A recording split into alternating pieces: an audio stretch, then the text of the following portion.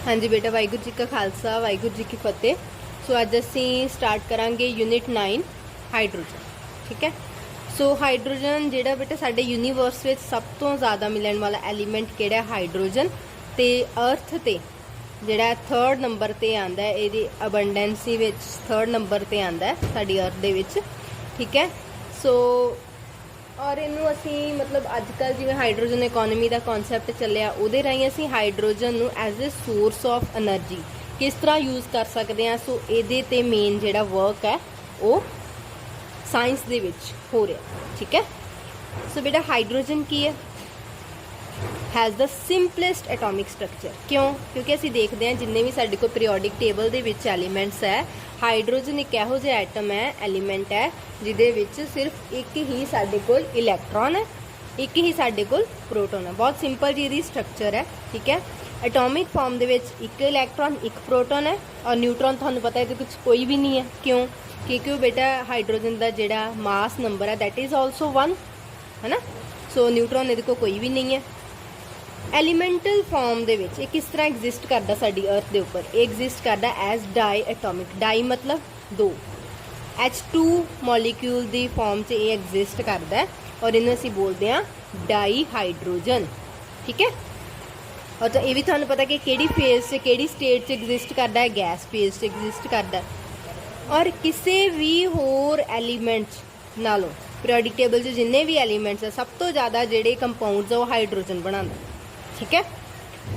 हुण तुसीं ये भी देखते हो कि हाइड्रोजन मे बी तुसीं न्यूज़पेपर च भी कई बार पढ़िया होगा या इंटरनेट से भी देखा होगा कि hydrogen as a source of energy किस तरह से यूज़ कर सकते हैं। ठीक है। क्योंकि हाइड्रोजन साडे कोल इन्नी मात्रा च प्रेजेंट है, सो इनू as a source of energy use करना बहुत ही वधिया गल होएगी। क्योंकि बाकी जिहड़े साडे कोल एनर्जी रिसोर्सिस आ किते ना किते वो नॉन रीन्यूएबल है, किते ना किते एग्जॉस्टिबल है, खत्म होने वाले हैं। सो इस करके नैक्सट है बेटा position of hydrogen in the periodic table.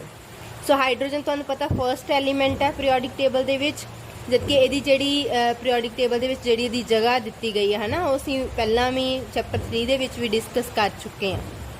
सो वैसे असीं पीरियोडिक टेबल च बेटा जिहड़े एलीमेंट्स वो किस तरह अरेंज करते हैं, उन्हां दी इलैक्ट्रॉनिक कॉन्फिगरेशन दे अकॉर्डिंगली, उन्हां दे एटॉमिक नंबर्स दे अकॉर्डिंगली।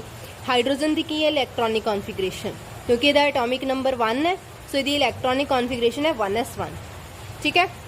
सो इहदी एक similar type of electronic configuration होगी किन्ना वांग, अल्कली मैटल्स वांग। क्योंकि अल्कली मैटल्स की भी वैलेंस जी कॉन्फिगरेशन है दैट इज़ NS1। जिवें लीथियम हो गया, सोडियम हो गया, पोटैशियम हो गया, किसी 2s1 आंदा है, किसी 3s1 आंदा है, किसी 4s1 आंदा है, 5s1 आंदा है। सो इस करके इनू तुसीं फर्स्ट ग्रुप जिहड़ी पीरियोडिक टेबल दे which first group they which place कर दिंदे हो। ठीक है। दूजी साइड ते बेटा अगर हैलोजन्स की गल करिए, हैलोजन्स की कॉन्फिगरेशन की हुंदी है NS2 NP5, क्योंकि उन्होंने वेलेंस 7 इलैक्ट्रॉन्स होंगे है ना। जिमें साडे कोल फ्लोरीन है, फ्लोरीन की हुंदी है 2s2 2p5। ठीक है। और वो 17th ग्रुप विच है पीरियोडिक टेबल के किहड़े ग्रुप च, 17th ग्रुप दे विच। और बेटा एक गल होर कि जिहड़ी नोबल गैस है साडे कोल हीलियम, हीलियम दी 1s2 है, उहदे नाल सिर्फ एक इलैक्ट्रॉन घट है हाइड्रोजन को। ठीक है। इस करके हाइड्रोजन की कुछ बेटा रिजेंबलेंस है अल्कली मैटल्स वांगू, जेडे कि एक इलैक्ट्रॉन लूज कर देंगे और एक यूनीपॉजिटिव आयन बनाते। अल्कली मैटल की करते अपना वेलेंस इलैक्ट्रॉन जो एक होंगे NS1 वाला, आ वाला इलैक्ट्रॉन जो एक इलैक्ट्रॉन है इनू लूज कर देंगे।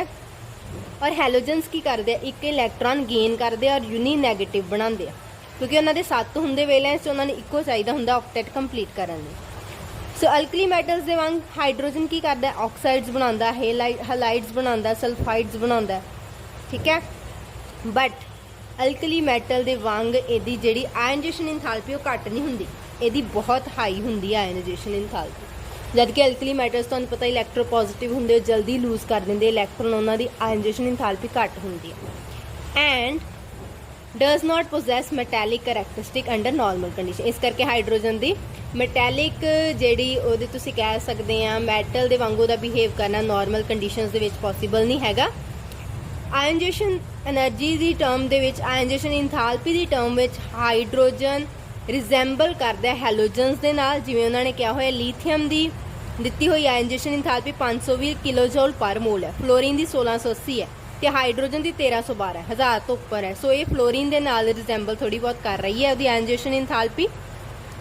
अगली चीज़ कि हैलोजन्स के वांग ये एक डाई एटॉमिक मॉलीक्यूल बनाता, जिमें H2 बनता है, इस तरह हैलोजन्स F2 Cl2 Br2 है ना, इस तरह के मॉलीक्यूल्स बनाते हैं।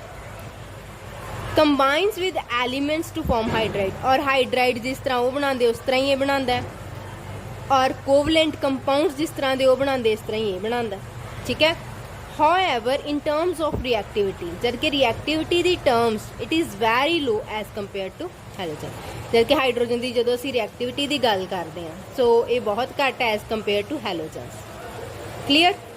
सो बेटा हाइड्रोजन जी इट मीनस कुछ हद तक अल्कली मैटल्स नाल भी रिजेंबल कर रही है, ਉਹਦੀਆਂ ਕਰੈਕਟਰਿਸਟਿਕਸ कुछ हद तक हैलोजन्स नाल भी रिजेंबल कर रही हैं, है ना, तो उन्होंने नालों डिफरेंट भी है, दोनों नालों डिफरेंट भी है।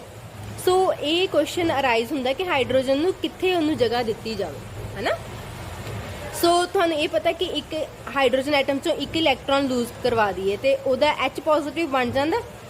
H पॉजिटिव दा जिहड़ा न्यूक्लियस आ that is almost approximately equal to 1.51 into 10⁻⁻3, ठीक है, 1.5 into 10⁻⁻3 picometre in size. Picometre अज जी तुहानूं दस्सिया गया 1 picometre is equal to 10⁻12 metre, ठीक है, बहुत स्मॉल साइज है H पॉजिटिव का, क्योंकि वो चो इलैक्ट्रॉन तो बाहर निकल गया, सिर्फ एक न्यूक्लियस ही रह गया, है ना। So as compare to normal atomic and ionic sizes वैसे साढ़े को ये होंगे 50 to 200 पिकोमीटर, बट यदा बहुत छोटा जो साइज है वो बच जाता है, वो करके H पॉजिटिव कभी भी बेटा एग्जिस्ट नहीं करता फ्रीअली, और हमेशा H पॉजिटिव जो दूजे एटम्स दूजे मॉलीक्यूल्स नाल तुहानूं एसोसीएटेड मतलब कंबाइंड फॉर्म दे विच मिलेगा। H पॉजिटिव की जिहड़ी फ्री एग्जिस्टेंस है बहुत ही तुसीं कह सकते हो कि इम्पॉसीबल जी है। Thus it is unique in behaviour, बड़ा ही अलग जे तरीके का एलीमेंट है पीरियोडिक टेबल दे विच, और and best placed separately in the periodic table, और सैपरेटली इनू पीरियोडिक टेबल दे विच रखा गया। सो आप सारा पढ़ चुके हैं कि कुछ इहदियां जिहड़ियां करैक्टरिस्टिक्स है अल्कली मैटल्स नाल मिलदियां, कुछ करैक्टरिस्टिक्स हैलोजन्स नाल मिलदियां, कुछ नहीं भी उन्हां नाल मिलदियां, ठीक है। ਉਹਦਾ ਜਿਹੜਾ H पॉजिटिव ਜਦੋਂ ਬਣਦਾ ਹੈ, ਜਦੋਂ ਇਲੈਕਟ੍ਰੋਨ ਲੂਜ਼ ਕਰਕੇ ਬਣਦਾ, ਉਹਦਾ ਸਾਈਜ਼ ਬਹੁਤ ਹੀ ਛੋਟਾ ਹੁੰਦਾ, ਜਿਹੜਾ ਕਿ ਤੁਸੀਂ ਕਹਿ ਸਕਦੇ ਹੋ ਕਿ ਫ੍ਰੀ ਸਟੇਟ ਦੇ ਵਿੱਚ ਐਗਜ਼ਿਸਟ ਸਾਡੇ ਕੋਲ ਨਹੀਂ ਕਰ ਸਕਦਾ ਨਾਰਮਲ ਕੰਡੀਸ਼ਨਸ ਦੇ ਵਿੱਚ, ਠੀਕ ਹੈ। ਸੋ ਦੂਜੇ ਐਟਮਸ ਨਾਲ ਕੰਬਾਈਨਡ ਫਾਰਮ 'ਚ ਮਿਲਦਾ ਹੈ। ਸੋ ਇਹਨਾਂ ਸਾਰੀਆਂ ਚੀਜ਼ਾਂ ਨੂੰ ਬੇਟਾ ਧਿਆਨ ਦੇ ਵਿੱਚ ਰੱਖਦੇ ਹੋਏ ਪੀਰੀਓਡਿਕ ਟੇਬਲ ਦੇ ਵਿੱਚ ਜਿਹੜੇ ਹਾਈਡਰੋਜਨ ਦੀ प्लेस ਜਿਹੜੀ ਜਗ੍ਹਾ ਦਿੱਤੀ ਗਈ ਬਿਲਕੁਲ ਸੈਪਰੇਟ ਜਿਹੜੀ ਹੈ ਦਿੱਤੀ ਗਈ, ਤੁਸੀਂ ਜਿਵੇਂ ਯੂਨਿਟ 3 'ਚ ਵੀ ਕੀਤਾ ਸੀ। ਥੈਂਕ ਯੂ ਬੇਟਾ।